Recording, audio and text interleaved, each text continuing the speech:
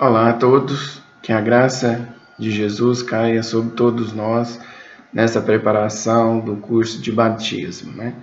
Dando continuidade então nessa segunda etapa da preparação do batismo, das 4 que nós vamos estar trabalhando aí dentro dos fundamentos do direito canônico, né, e relacionado ao batismo. Então hoje a gente vai estar trabalhando aí com vocês os sacramentos, né? Sacramento que seria então aqui os sinais ou os meios de fortalecimento da nossa fé que foram instituídos por Jesus e confiados à igreja. Então, para a gente começar a entender um pouco mais, vou passar um pequeno filme que começa a esclarecer isso para depois a gente aprofundar em cada sacramento. O que é sacramento? O latim sacramentum corresponde a mysterium em grego.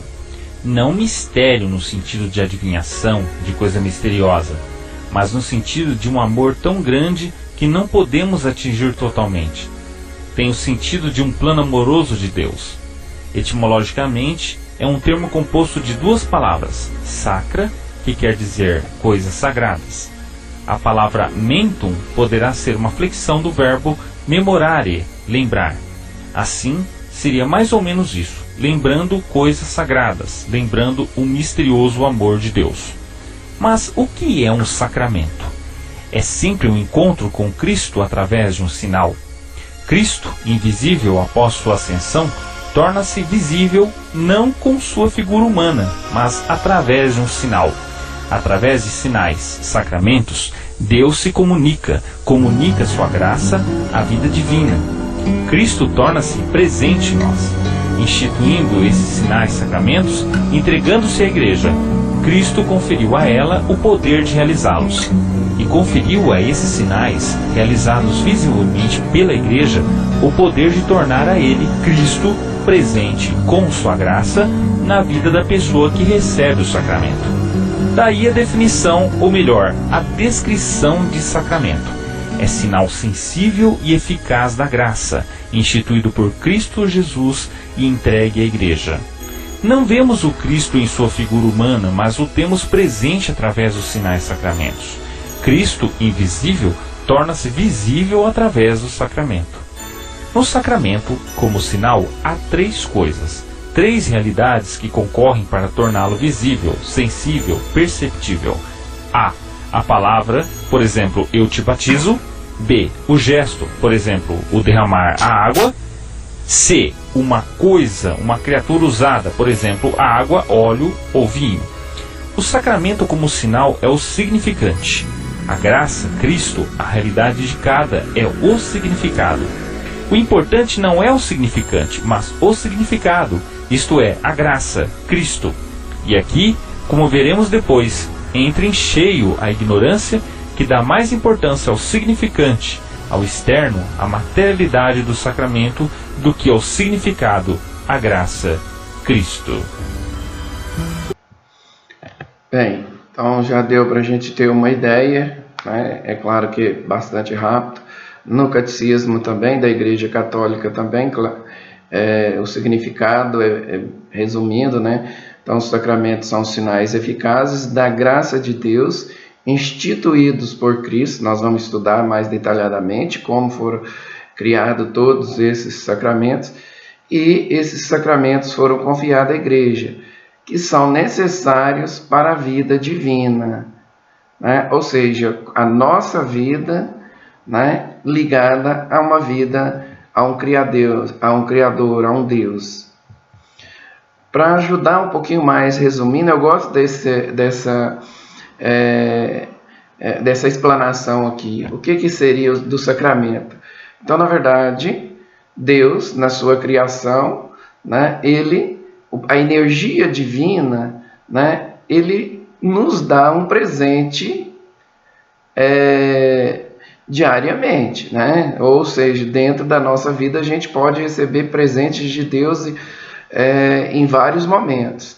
E esses presentes, né, eles vêm através dessas palavras, desses sinais, né, que é a água, o óleo, alguns gestos, né, mas principalmente da palavra.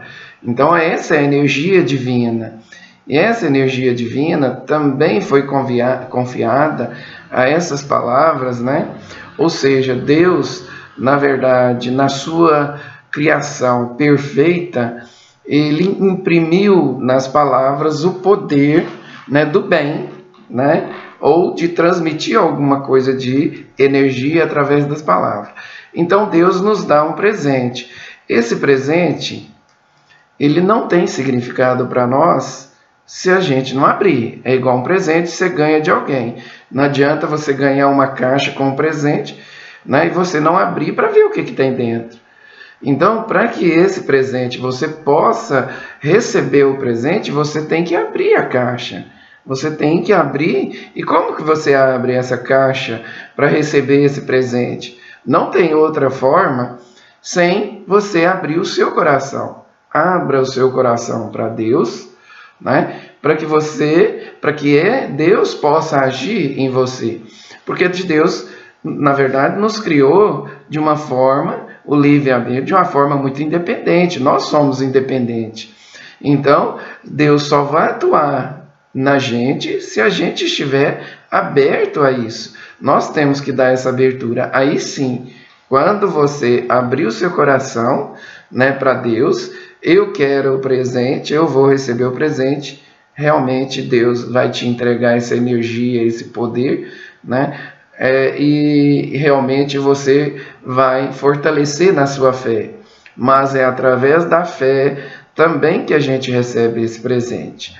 Então esse é um significado, né? Acho que esclarece bastante o que são os sacramentos para a gente. Na verdade, Deus não instituiu para a nossa igreja 7 sacramentos, né? Então, na verdade, nós temos o sacramento da iniciação cristã, né? E que, na verdade, a iniciação ou a nossa conversão ou recebendo Cristo ou a entrada nossa na igreja, que seria o batismo. Depois nós temos a primeira comunhão e o crisma. Essa parte do batismo eu considero importantíssimo que os pais e padrinhos tenham uma atuação direta. É responsabilidade dos pais e padrinhos essa iniciação cristã. Depois nós temos uma segunda, vamos dizer assim, grupo, né, de sacramentos, que são os sacramentos da cura, que é a penitência e confissão, que é a cura espiritual, e a unção do enfermo, que é a nossa cura do corpo, né? Depois nós temos também as bênçãos que a gente vai estar recebendo para o serviço, né? No caso, nós temos o padre, né? A ordem, que ele recebe, quando ele forma, se prepara, ele vai receber do bispo a ordem, né? Esse sacramento da ordem. Depois nós temos o sacramento do matrimônio, uma vez que nós assumimos o compromisso, né, de ter uma família, uma responsabilidade, a gente vai estar recebendo uma bênção especial. Então, na verdade, aqui a gente resume todos os sacramentos e a gente vai passar então a estudar cada um deles em especial, né? Hoje a gente vai estar estudando o batismo. Então, na verdade, esse sacramento, o batismo, ele veio, né, para de certa forma, nos purificar, ou que a gente possa receber Jesus, né? E para a gente receber Jesus, a gente precisaria estar limpo, né? Nós vamos entender isso dentro das Escrituras, como que se trata isso aí. Mas o significado inicial do batismo seria mergulhar na água e sair, né, da água novo. Né? Na verdade, nós vamos na água, lavamos as mãos para as mãos ficarem limpas. E quando a gente mergulha na água para o batizado, a gente renasce da água, né, do Espírito, através do Espírito Santo, né, para uma vida nova. E essa vida é a vida em Cristo. E a ele é conferida a graça, né? Quem é batizado é conferido a graça do perdão dos pecados. Tanto é que um adulto que se faz no dia que ele é batizado, ele já pode receber a Eucaristia, que nós vamos ver um pouquinho mais para frente, tá certo? Porque ele sai dali sem nenhum pecado. Na verdade, quando nós trabalhamos nas Escrituras, né, do Antigo Testamento, o batismo é tratado, né, como a purificação, né? É relacionado quando nós tivemos, né, a promessa que Deus iria mandar o Messias, o seu Filho, né, para dar o exemplo para todos nós aqui na Terra. Então, desde aquele momento, começou-se a instituir esse sacramento do batismo, que era que as pessoas se batizassem, né, na verdade, purificasse de todos os pecados que ela tinha ali para receber Cristo, porque quando Cristo viesse, a gente tinha que estar preparado. Então, no Antigo Testamento, o batismo trata-se como a purificação. Então, a gente teria que estar preparado, né, para receber o Messias, a vinda, né, do Filho de Deus, que era essa promessa. Até que, na verdade, Cristo veio, né? E uma vez Cristo veio, o próprio Cristo, ele quis ser batizado. E o que significou, na verdade, o batismo de Jesus? Ele não precisava ser batizado, né? Na verdade, ele foi a iniciação, né, profética dele, ele tornou, na verdade, o profeta a partir daquele momento. Então, a preparação dele também, ele estava sendo ungido, né? Na verdade, João Batista, né, que era um dos profetas, né, da época, tanto forte que às vezes as pessoas até imaginavam quem seria realmente o Messias, né? Alguns até pensavam que pudesse ser João Batista, porque ele batizava e dizia, né, que estava preparado, que iria ter, né, que o Messias estava chegando, né? Então, mas Jesus quis ser batizado, mas João Batista falou: eu não posso ser batizado, eu não posso te batizar. Ele falou: não, eu preciso ser batizado também. Na verdade, naquele momento, nós instituímos esse sacramento como o batismo, não pelas águas apenas, mas o batismo pelo Espírito Santo, né?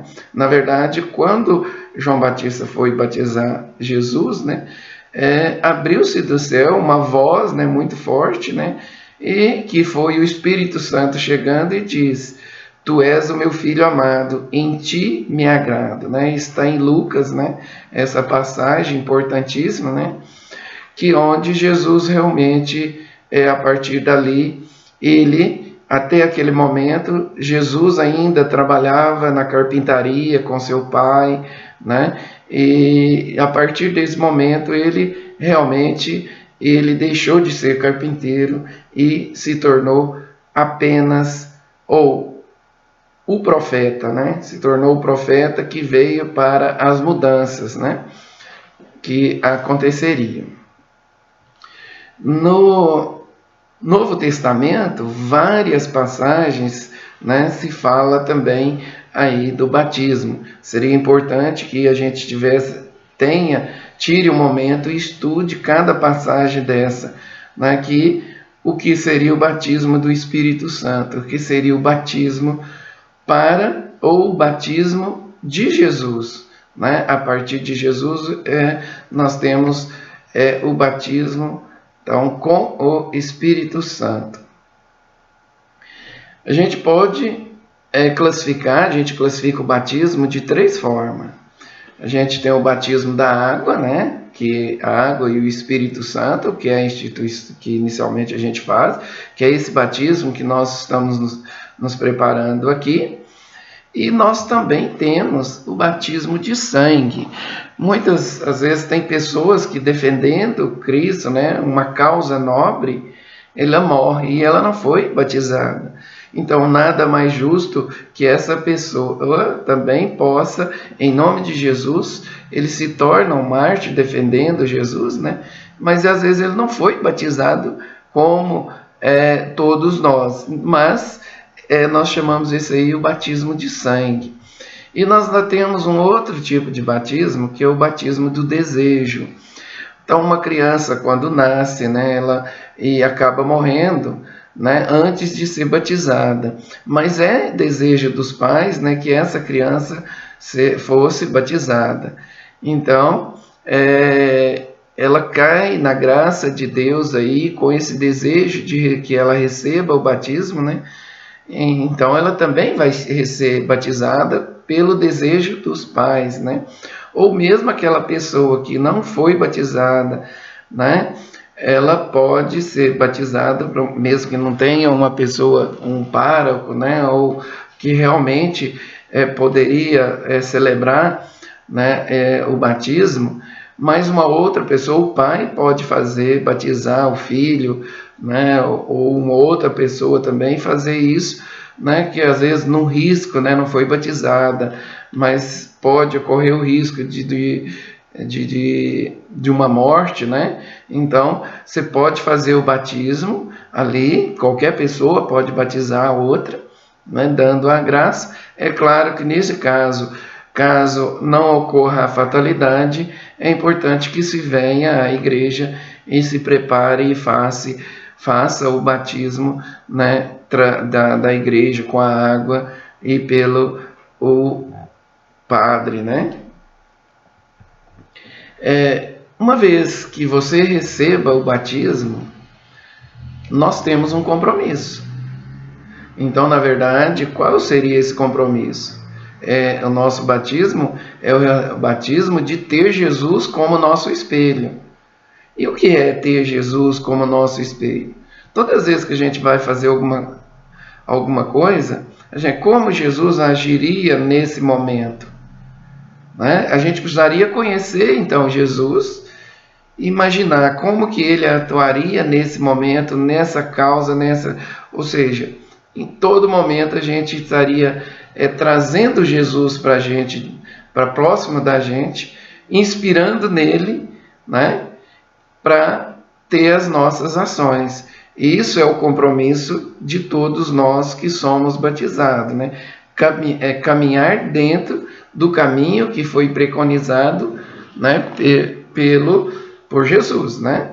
Então esse é o nosso compromisso, é o nosso compromisso de estar sempre na igreja, né, atuando, estudando, para saber qual que é a melhor forma de atuar como Jesus. Para isso a gente precisa conhecê-lo, né? E como conhecê-lo? A melhor forma talvez seria estando na igreja, estudando a Bíblia, né, discutindo com as pessoas que têm conhecimento também, né? Um outro sacramento, né, seria a Eucaristia, que foi instituído por Jesus também, né? E para receber a Eucaristia, a primeira comunhão, né, nós temos que estar preparado. Então, é um compromisso de pais e padrinhos que leve as crianças, né, para que façam o catecismo. E o que seria o catecismo? Na igreja, nós temos pessoas que estão preparadas ali, né, para trazer o conhecimento da palavra aos nossos filhos, né? Comecei a estudar a Bíblia, né? Então a catequese e começar a conversão, né, de nossos filhos dentro da igreja. Então é a primeira forma de apresentar, então, Jesus para os nossos filhos. Ele já foi batizado, ele já recebeu a graça do Espírito Santo, agora ele se prepara, né, para estar recebendo Jesus de uma maneira também espontânea dele, no dia a dia, Jesus presente através da comunhão, né?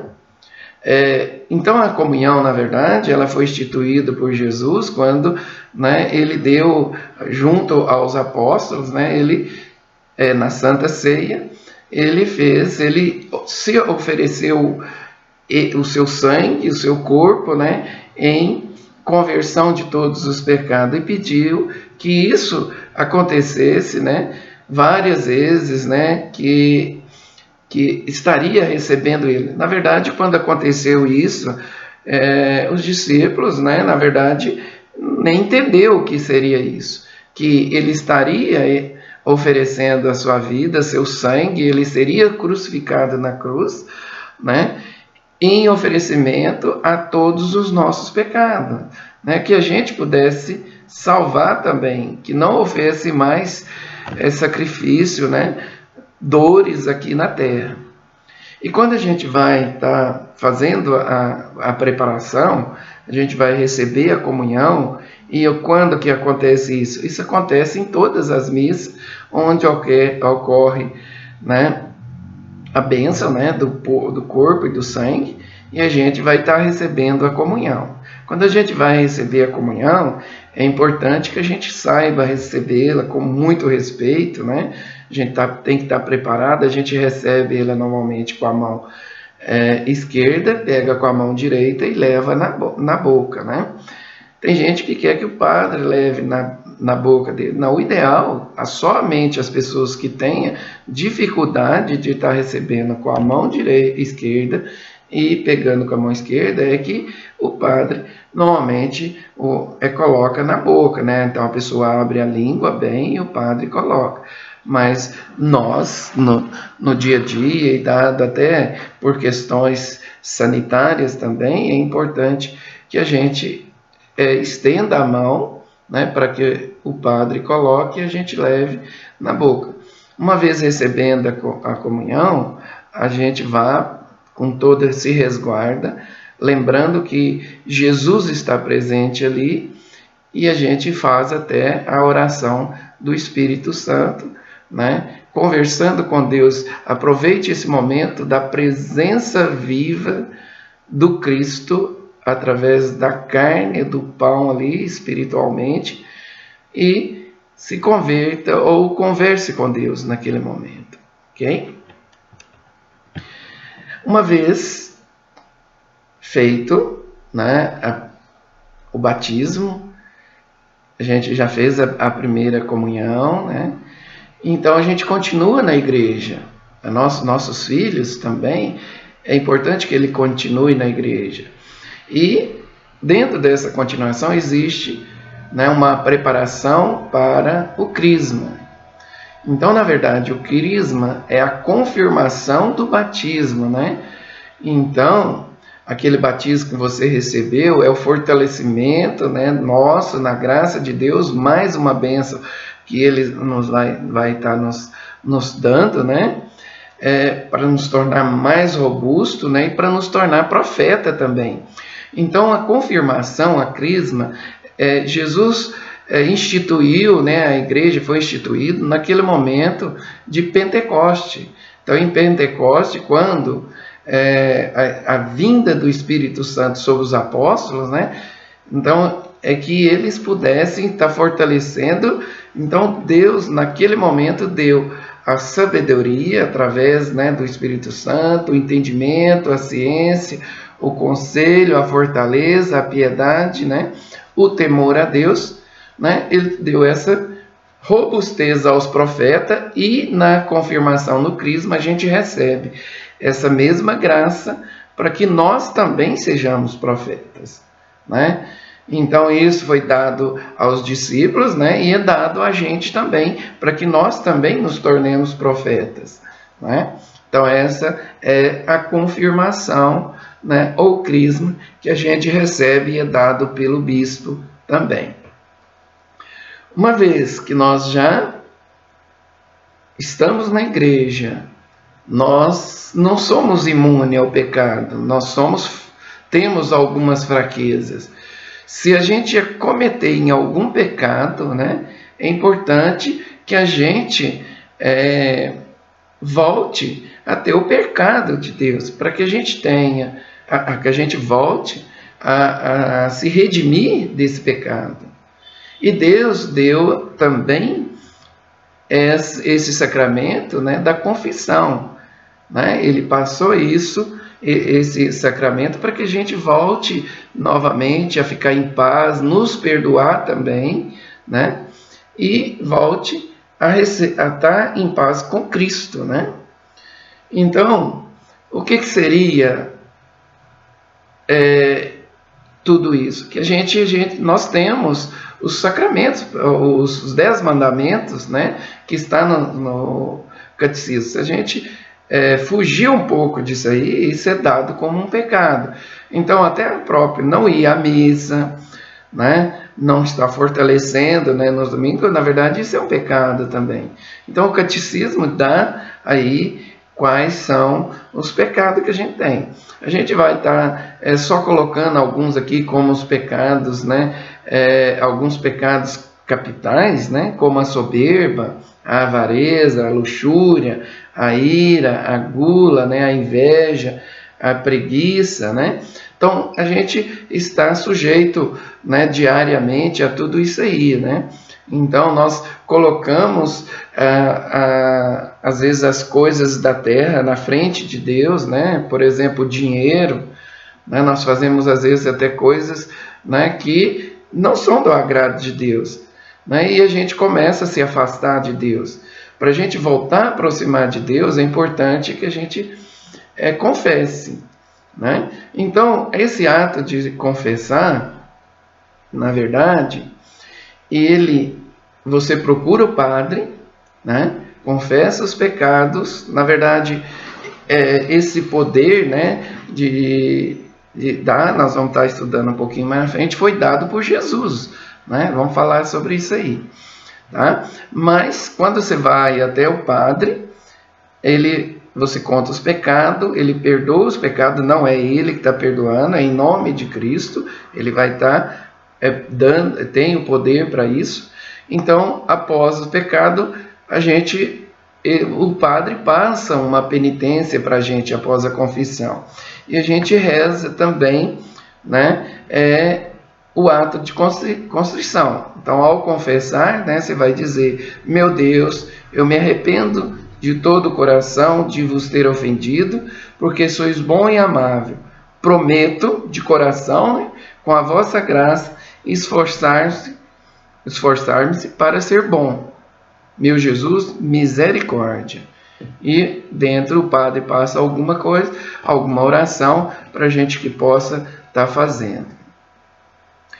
Então, na verdade, Pedro, né, Jesus, né, estando com Pedro, ele deu, né, ele falou: tu és Pedro, e sobre essa pedra construirei a minha igreja, e as portas do inferno nunca levarão vantagem sobre ela.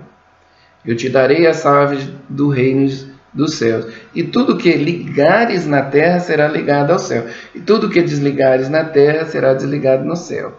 Né? Após isso aí, ele deu também o poder do Espírito Santo, né? Que ele disse ainda, né? Ele soprou sobre ele e disse: recebereis o Espírito Santo, a quem perdoardes os pecados serão perdoados, a quem não perdoardes os pecados não serão perdoados. Então isso aí foi as palavras de Jesus, né? Está lá em Jó. Então ele deu explicando. E a mesma forma, quando nós temos aí o sacramento do padre, né, do serviço, ele recebe esse poder do Espírito Santo também para estar perdoando os pecados. Na verdade, Deus perdoa, né? Mas para que a gente receba o perdão, né, é importante que aconteça o arrependimento também daquilo que nós fazemos. Não adianta eu pedir perdão, achar que estou livre, estou limpo novamente, né? E se a gente não tente melhorar. Então, na verdade, o arrependimento, ele tem que acontecer, e esse arrependimento leva a gente a não cometer esse erro mais, né?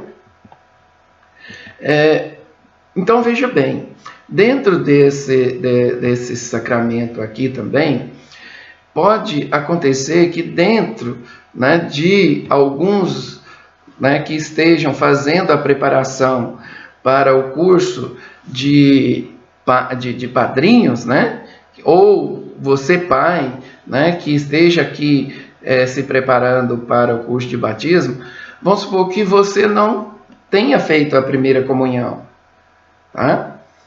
Ou que você não tenha também sido crismado.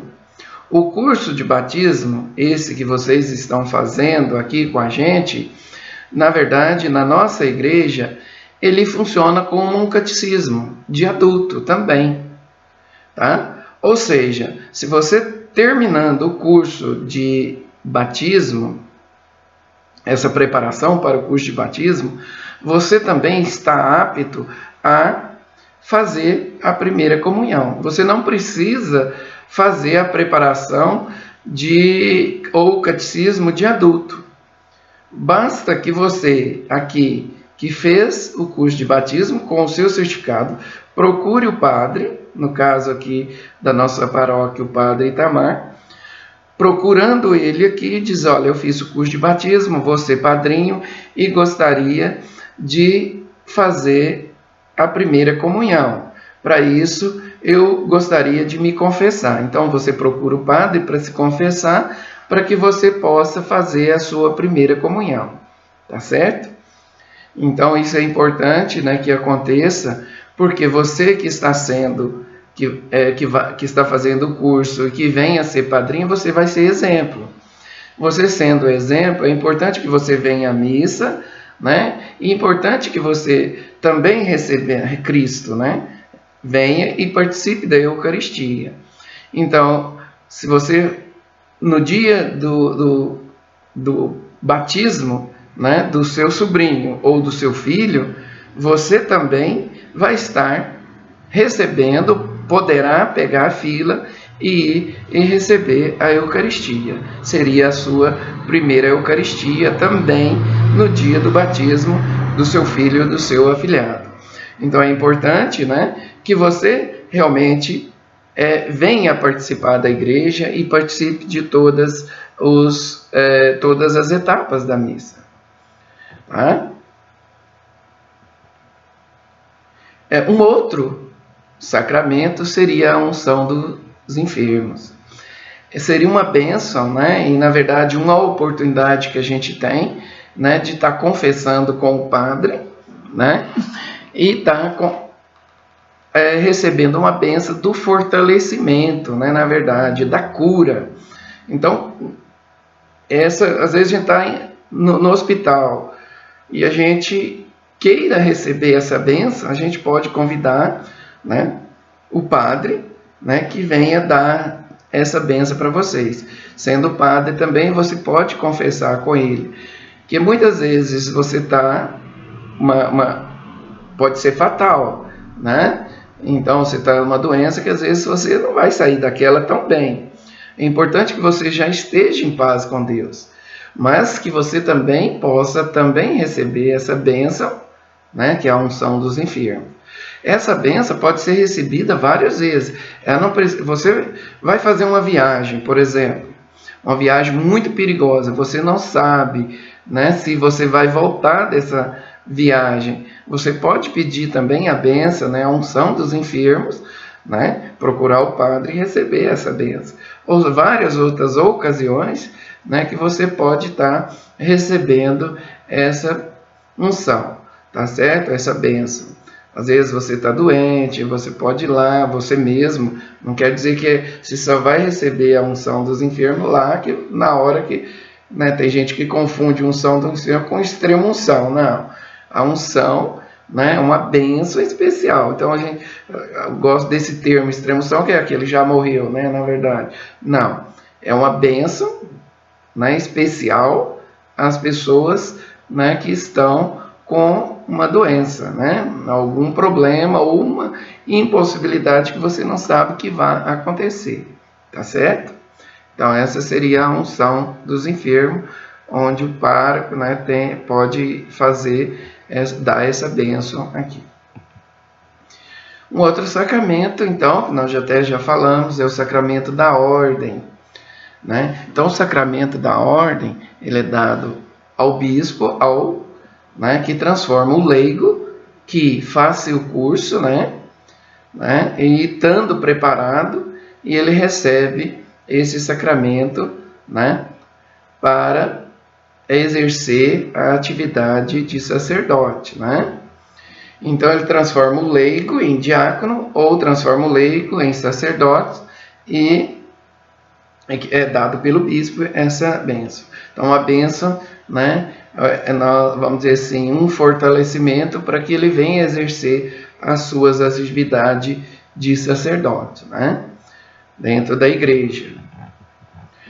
Um outro sacramento que é dado também, que é o sacramento também importante, né, que é instituído, se fala inclusive nas escrituras, né, que é o sacramento do matrimônio, onde você recebe uma bênção, né, para exercer, né, vamos dizer, o patrimônio, ser pai, né, ter a possibilidade de você também ter uma bênção para você receber seus filhos e também poder dar educação. Então, é um sacramento muito importante. De certo modo, Jesus diz, de modo que não sejais dois, mas uma só carne. Isso mostra uma unidade profunda de duas vidas, confinadas pelo pacto conjugal, ou seja, o consentimento pessoal e irrevogável. Então, essa bênção é irrevogável, né? Ela, uma vez instituída, você se torna uma só carne. E é uma bênção dada que significa a união com Cristo, com a igreja, né? Você vai ser uma igreja dentro do seu lar também, né? Então, é importante que Cristo vai estar entre a gente, né, dentro das nossas ações, e essa bênção ela é importante, que também o matrimônio é uma profissão muito difícil, né, do casamento, né? Então, se com a bênção é difícil, imagine sem esse compromisso que a gente vai ter do fundo do coração para exercer essa atividade. Então, na verdade, nós temos esse sacramento, né, da ordem, né, e que para igrejas da família são dois sacramentos importantes. Aqui dando mais um fortalecimento que vem na Bíblia, em Mateus, né, não leste, né, que é uma das cartas, né, que diz, não lestes que no princípio o Criador o fez homem e mulher e disse, por isso o homem deixará o pai e a mãe para unir a sua mulher, e os dois serão uma só carne. Assim, né, já não são dois, mas uma só carne. Não separe, pois o homem, o que Deus uniu. Então, na verdade, é um compromisso muito grande, né? Quando a gente recebe essa bênção, então a gente tem até que pensar muito, né? Esse compromisso é pesado, né? Ok? Então, resumindo tudo, né? Nós voltando aqui a uma visão geral, né? Nós vimos o serviço, né? Tanto o da ordem quanto o serviço, né, de matrimônio. São dois compromissos, né, com Cristo, né, que, vamos dizer, muito difícil, né, também. Então, essa bênção é importante. Mas, todos eles são importantes. Mas nós podemos, só resumindo isso aqui, que existe, né, o batismo, a crisma, a ordem e o matrimônio. Então, o batismo, a crisma, a ordem e o matrimônio são sacramentos que nós recebemos uma só vez, né? O da cura, né? Nós podemos dar várias vezes, a gente pode confessar várias vezes, nós podemos a unção várias vezes, né? A comunhão na Eucaristia a gente faz várias vezes, ok? Então isso seria o resumo dos sacramentos, né? Que a gente tem uma visão geral dá para a gente entender, né? É bem fácil, são apenas 7, então, tá? E agora vamos ver se vocês entenderam, né? Então, para isso a gente faz um questionário, algumas perguntas para o cérebro atuar um pouco. E quem acertar, nós vamos fazer algumas perguntas, e quem acertar ganharia, então, um brinde. né? Então, uma surpresa para quem acertar. Então, para isso, como vai ter um presente e para a gente ter organização, é importante que antes de eu fazer a pergunta, as pessoas, quem gostaria de responder a primeira pergunta, levante a mão. Ok, o primeiro levantando a mão, né? Então está aí a pergunta. Então esse é o sacramento que exige vocação vocação entrega a Deus. Pode ser dado somente aos homens, sendo que apenas aos solteiros pode ser conferido para o presbitério. Qual o sacramento? Ok, a ordem, né? Então, novamente, quem levanta a mão, né? Então vai responder essa pergunta: qual é o sacramento que sem ele ficamos impedidos de receber os outros? Na verdade, o batismo é o primeiro, né? Ali é a entrada na igreja, tá certo? Quem levantou a mão agora, tá ok? Vamos para a próxima pergunta.